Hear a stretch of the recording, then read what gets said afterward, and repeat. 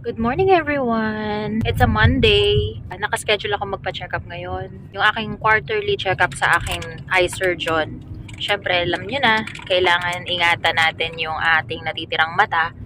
So, we are monitoring this. Siyempre, para maiwasan na magkaroon ng detachment, although na-laser na siya previously.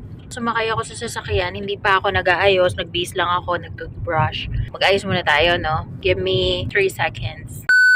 Okay na, konting lipstick, konting kilay, at blush on. Mukha ng tao ang ate. So, we are headed to Manila Doctors Hospital for my quarterly check-up. Wala naman ako kaibang nararamdaman sa mga mata ko, but still, we have to monitor it. Especially my case, we must prevent another detachment. Kasi diba ang hirap, pag tuluyan akong nabulag. I pray to God na walang makitang tear or lattice sa retina ko. Tara, samahan niyo ako. God bless everyone. Stay safe.